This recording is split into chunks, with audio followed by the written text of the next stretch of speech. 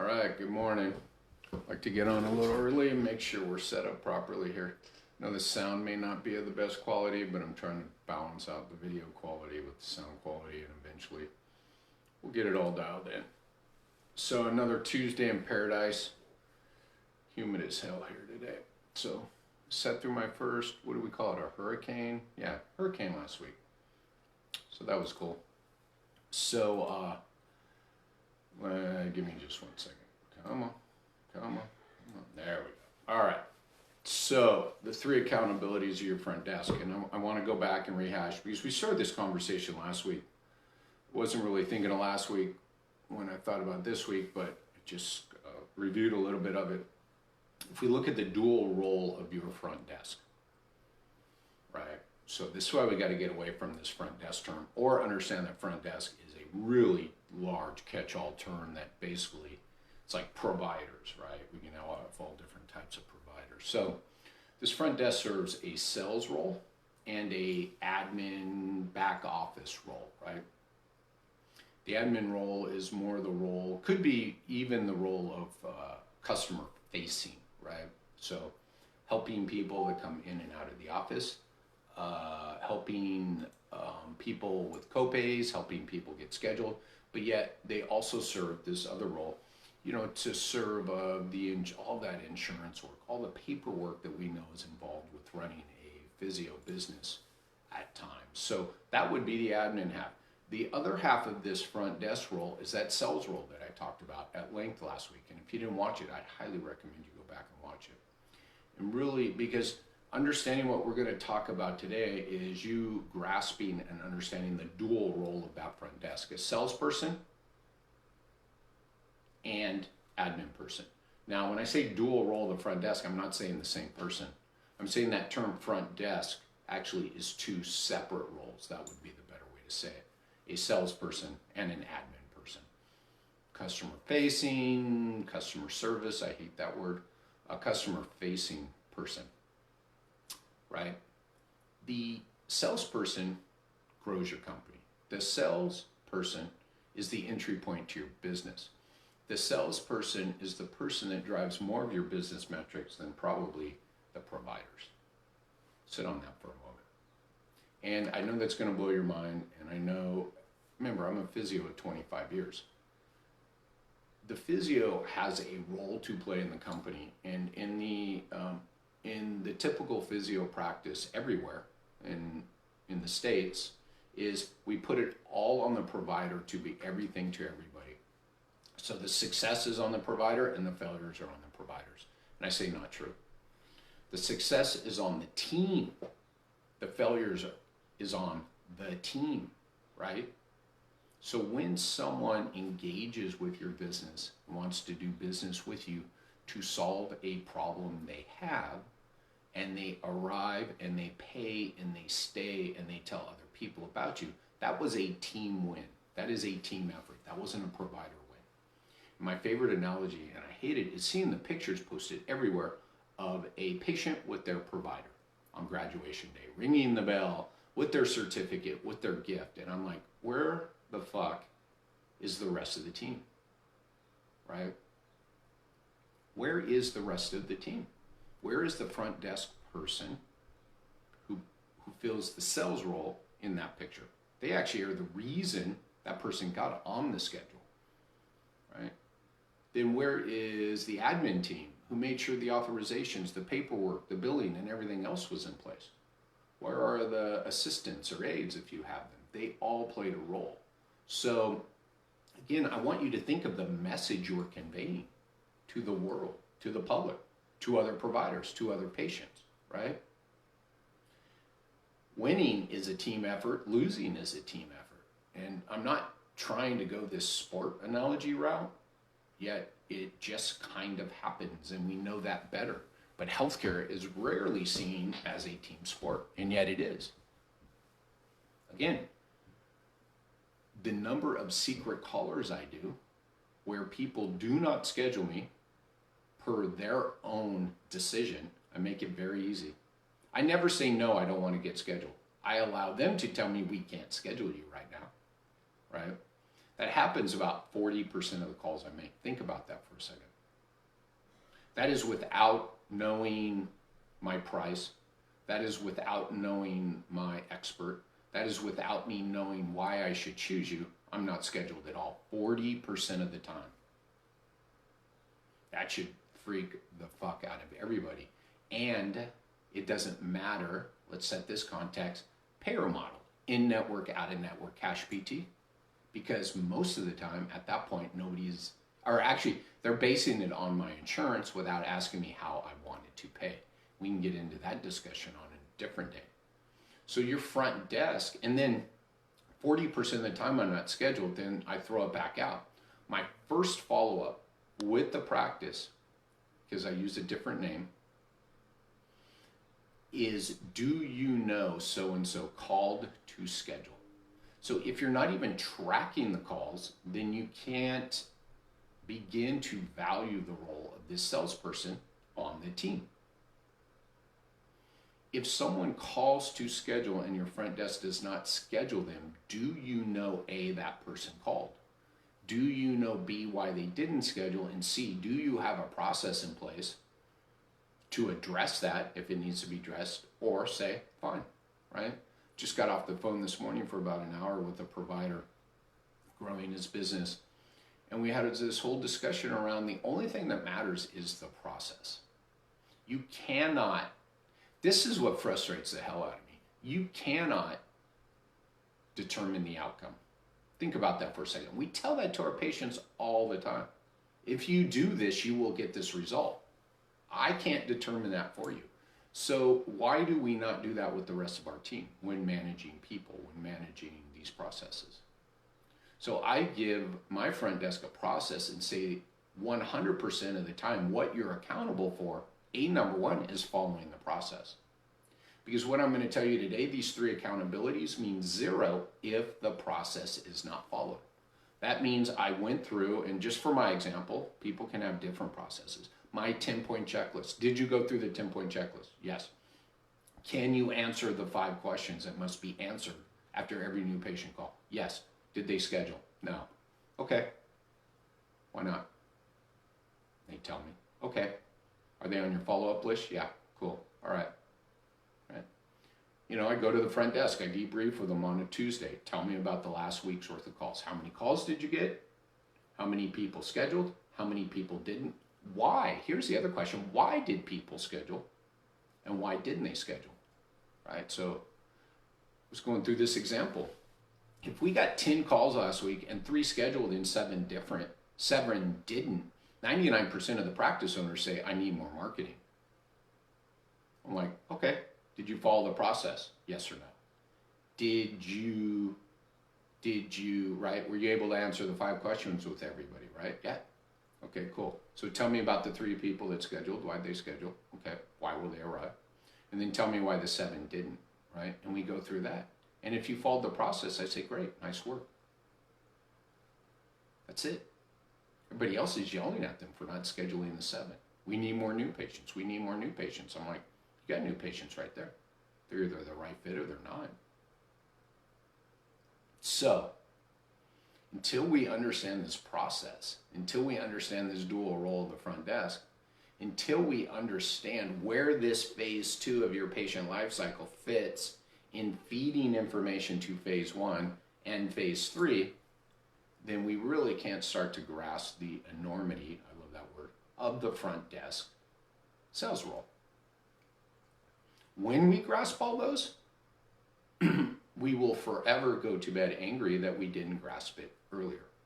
I told you it took me 10 years plus just to acknowledge that that role was so significant, and then it took me another 10 years to figure it out because nobody else was doing it. And I'm not trying to pat myself on the back because it took me 10 fucking years.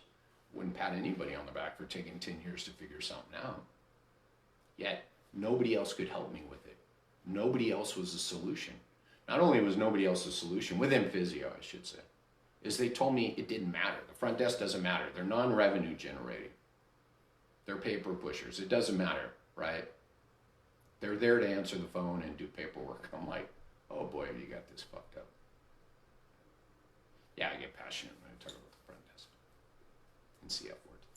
So until you understand your patient's life cycle, until you see marketing, sales, retention, and referral, each individually, and what are the objectives of each and how do they interact with each other, then you will never fully grasp this front desk role, is what it is. The day you grasp this front desk role and see where selling fits into its interaction with marketing and its interaction with retention and referral, you will understand that the selling component has the biggest impact on all those other systems. Shared this a couple weeks ago, I believe. Your front desk salesperson is your largest marketing asset. They will tell you the ROI on all your marketing programs if they're trained properly in sales. Your front desk salesperson will also feed your retention program better than anything else you can do. Right? Oh, I just need to get the patient in front of me. I just need to get the patient in front of me. Just a coin flip. It's a coin flip. It's a guess. It's luck. No, you need a sales process that prepares people to arrive, pay, stay, and do your marketing with you. And then the work you need to do, just get people in front of me, becomes far easier. Now you just have to deliver. You don't have to just have the people in front of you. You have to have the right people in front of you that your front desk sales team vetted for you and put in front of you. And now you just get to be the PT, the provider you went to school to be. To do what? Have a discussion with people, listen, communicate with them, share your findings with them, and build out a plan of care for them. By the way, that's what you went to school to be. And coincidentally, that's what people want. The research says it. They want an expert who will tell them what's going on and give them a plan of care. Well, you went to school to do that. So where did we lose sight on this, right? Yet, you cannot expect people to go through a 1-hour sales process and buy into everything. That's why this understanding of the front desk and the sales process that goes on there will set your sales process up for success. We talked about this trust trajectory. The more trust and the more certainty before that person arrives, the increased likelihood of them staying, paying, and doing your marketing for you. Because now you just have to be what you went to school to be. No extra explanations, no extra anything. Just be the expert that they want. And don't be afraid to own that. Everybody wants an expert. Right? Everybody wants an expert. You can deny it all you want, yet that's what they'll tell us. So if you want to deny that, then there might not be much room for you being successful with people. You went to school for 7 years, you spent all that money, you are an expert in what they need. If that front desk person is trained properly, then you will only get the people in front of you who are wanting the expert that you are, right? So again, understanding the whole process, the marketing, the sales, the retention, the referral, and where this all fits, that front desk becomes more valuable every minute of every day. And the people they keep off of the schedule are just as valuable as the people that schedule. Is what it is. So again, this whole mindset of just get people scheduled is killing you, killing your practice, burning out your providers, burning out the rest of your team, and killing people's perception of our profession. Understand the marketing, or the attraction, the selling, the retention, and the referral program, where selling fits in there, and you will be hugely successful far more quickly. Take it from the guy who took 10 plus years to figure that out. And again, this is all about the person we serve, the patient, the client, the customer, right? And acknowledging them from the get-go and learning what they need and what they want from us, what desired outcome they want, and then, right, making sure the conversation is about them and how we can help them. Then we drop them in front of the expert, drop them in front of the expert, Dr. John Doe, who can get them back to CrossFit, or Jane Doe, can get them back to CrossFit and can get rid of that morning pain. That's all they had to hear. Because everywhere else they called, scheduled them for physical therapy. I have, of all the secret callers I've done, 94%, 95% of all the secret callers I've done have scheduled me on a day and a time for physical therapy. All right, we'll see you Thursday at 10:30 for physical therapy, and I hang up. They scheduled me for the diagnosis, and they didn't tell me, think about this for a second, they didn't tell me the name of my expert. 95% of the calls I make. Okay, we got you scheduled Tuesday at 9:30 for physical therapy for your low back pain. And I'm like, and you hang up the phone and think about that. You don't know my perception. You don't know my belief of what physical therapy is. So you just commoditized yourself. I love this because every business owner will tell me they're not a commodity. We don't commoditize ourselves. And I'm like, you just scheduled me for physical therapy at 10:30 for my low back pain. The chiro can schedule me for physical therapy at 10:30 for my low back pain. The massage therapist can schedule me for manual therapy for physical therapy at 10:30 for my low back pain. The acupuncturist, the personal trainer, let's keep going down the list. Anybody can schedule me for 10:30 for physical therapy for my low back pain. And you can get offended that they will call it physical therapy, but it's not the provider side, it's the potential client side and what they believe physical therapy is. And what I'm saying is you allowed them to hang up the phone without defining the result that they needed and how you can get them there. I've had that conversation with patients before, right? I ask them for their story. They don't want to share it. And they say, I just want to get scheduled for physical therapy. Now, mind you, the name of our clinic had physical therapy in it. I say, that's great. Actually, we don't do physical therapy here. And they say, wait a minute, what? I say, no, we do what you need to get to the result you want. And I say, so if I know the result you want, I can tell you if our physical therapist can deliver that. Throw that into the vernacular this week and see how many people you stop dead in their tracks and you keep on the phone and you're able to have a value conversation with, who will then not make it about the $50 copay or their insurance or the cheapest price they can get. Roll that back. We're 16 minutes in, probably about 17 minutes. Roll that back, that exact conversation I just gave you. Throw that into your incoming phone call this week. See how many more people you get on the schedule over the next 30 days. If you do it and you don't, call me or DM me here. If you do it and you do, DM me here. That alone, that's all. We could go back and go, that's all you have to do. That's all what it's built around. It really is. Because at this point now, that sets up the foundation for what? Making sure that this person knows that you have the expert who can tell them what's going on. Remember this from the beginning? Who will give them a plan of care.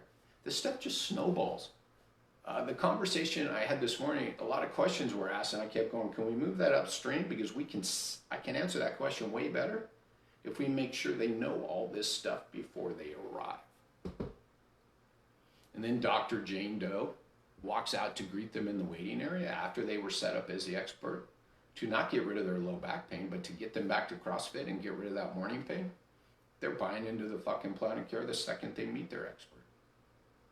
Always said I wanted a way to measure that. I wish I could measure where people are on their outcome scale before they called, though, before that conversation. And then the second they meet the provider, I almost want to sit them back down and give them another outcome measure. Because of this process from the first phone call to arrival of that trust trajectory of the increasing certainty of decreasing fear and doubt, their outcomes have gone up. It's called alliance. It's called managing and setting expectations. Those both correlate with outcomes. We're just doing it sooner. Because why? Let's double back. Because we understand the dual role of what we call the front desk. We're not asking the admin person who's really good with insurance benefits and authorizations and collecting copays to be a salesperson.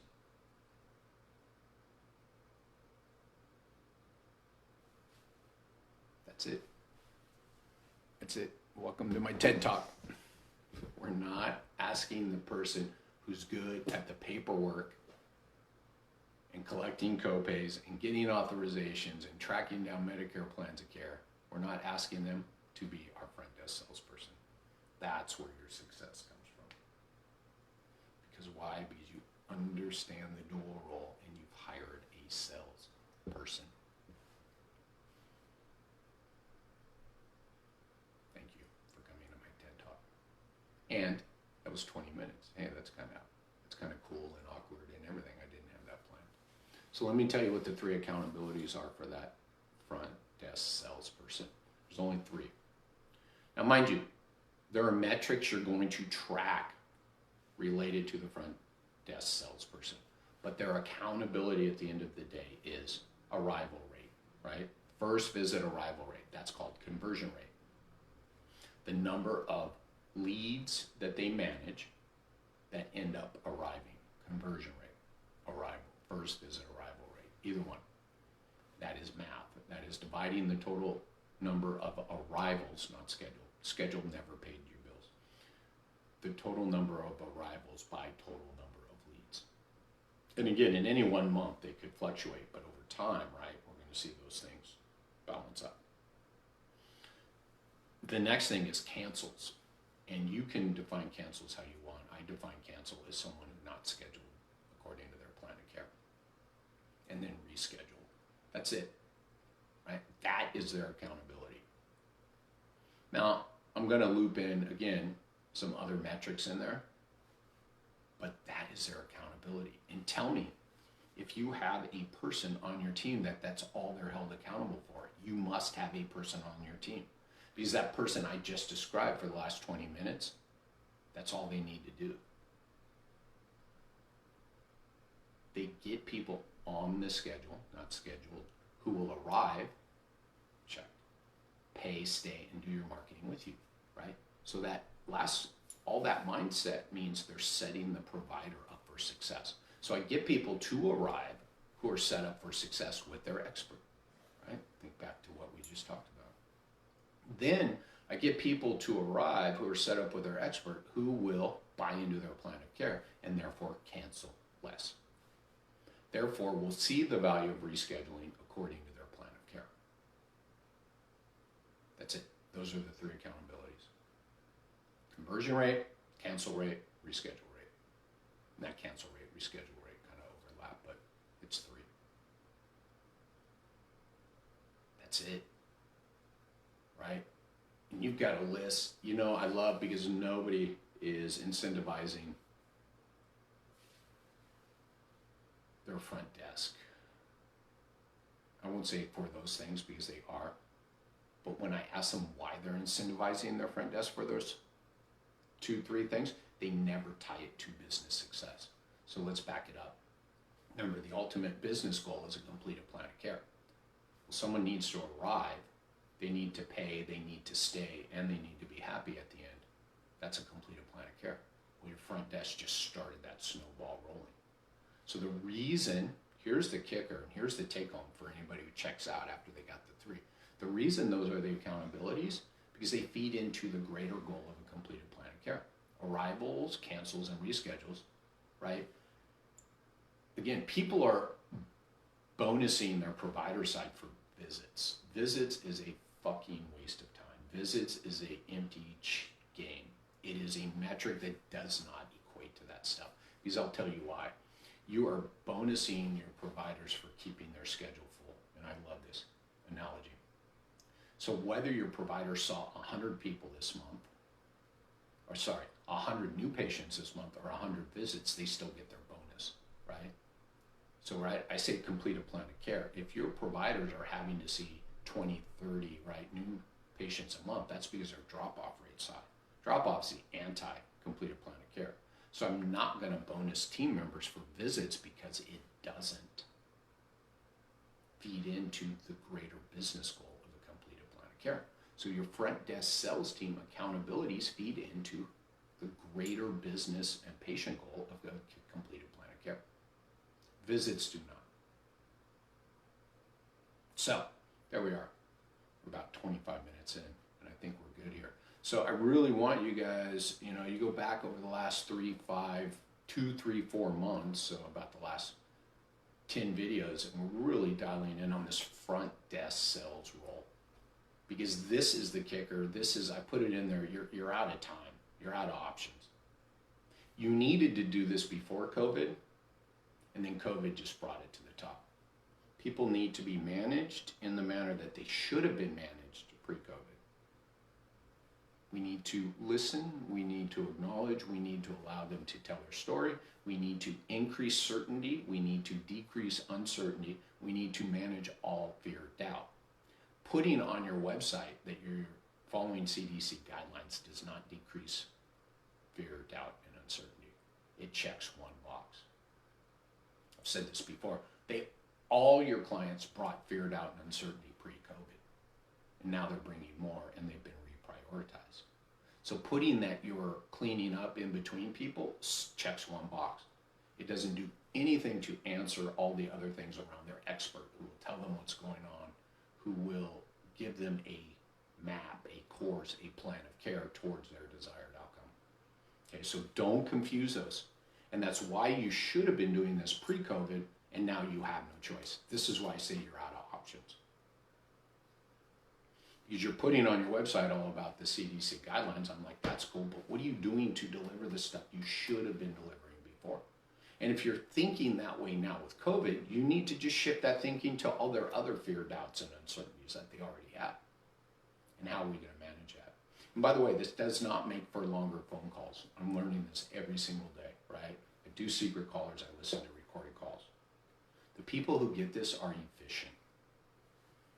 I'm going through 8 to 10 minute calls that are atrocious.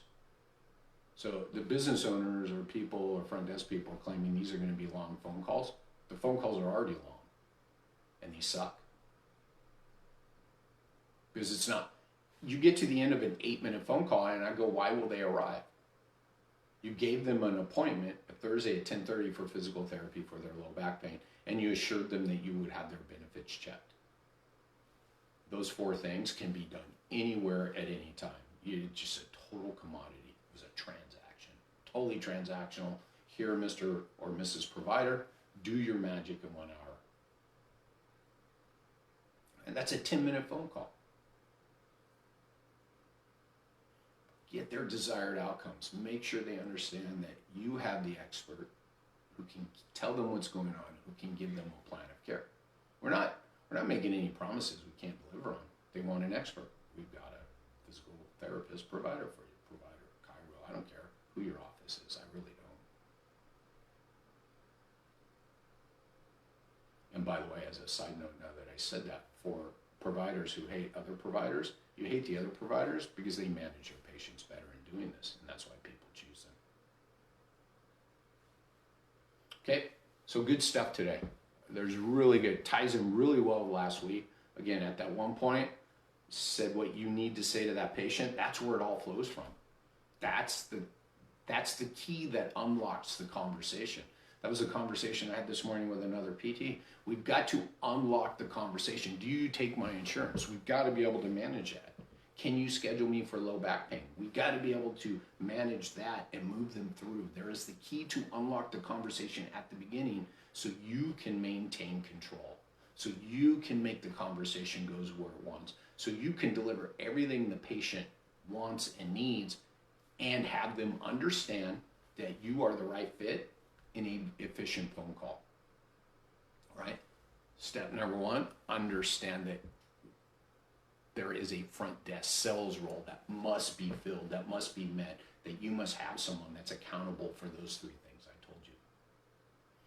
Get that person trained up to have that conversation, to manage that conversation, to do the follow-ups based on the information they gather from that, and you will build your business faster than any 100 patients that any marketing guru from Facebook can deliver. I love that. I love that. The favorite thing about the marketing ads on Facebook is, what are you going to do with the 100 leads?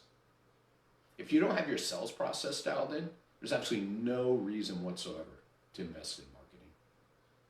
0. Because you will put people on the schedule who shouldn't be on the schedule. and you will not schedule people who should be on the schedule, and you will confuse your marketing, and you will continue to dump more and more money into your marketing program without understanding. Someone saying yes is not a good enough reason to market to more of those people. Who's arriving, paying, staying, and referring people to you, doing your marketing with you?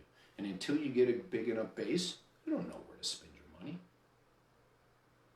So you can start there, but your sales process should be constantly refining that marketing program. Refining, not niching down, refining. And then again, a better sales program will lead to better retention and referral anyway.